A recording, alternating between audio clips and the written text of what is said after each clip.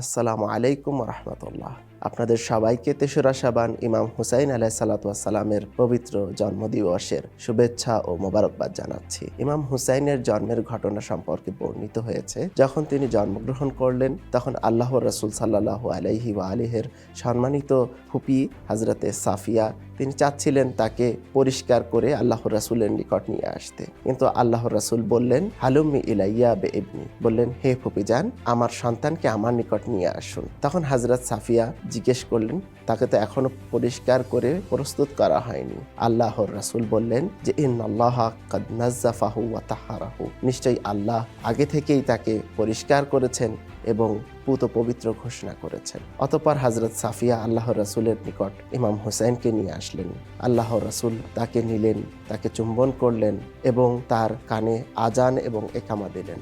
অতঃপর আল্লাহর রাসূল ক্রন্দন করতে শুরু করলেন। তখন হযরত সাফিয়া জিজ্ঞেস করলেন, ইয়া রাসূলুল্লাহ, কি হয়েছে, আপনি ক্রন্দন করছেন কেন? পৃথিবীর ইতিহাসে মনে হয় এটিই সর্বপ্রথম ঘটনা যেখানে কোনো দৌহিত্র বা নাতির জন্মগ্রহণের পরই তার দাদা ও নানা ক্রন্দন করতে শুরু করে।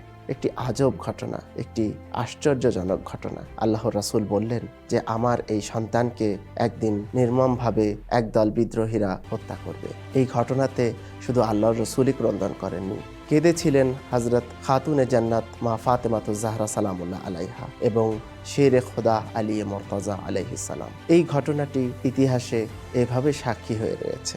আজও পৃথিবীতে ইমাম হুসাইনের এই শাহাদাতকে স্মরণ করে মানুষজন, তার অনুরাগী অনুসারীরা ক্রন্দন করে যাচ্ছে। কেন ক্রন্দন করে? কেন এই ক্রন্দনের এতটা গুরুত্ব ও মাহাত্ম্য? বলা হয় ইমাম হুসাইনের জন্য ক্রন্দন করলে আখিরাতের সমস্ত আযাব মুক্ত হয়ে যায়। ইমাম হুসাইনের জন্য ক্রন্দন করলে পৃথিবী সম গুনাহ মাফ হয়ে যায়।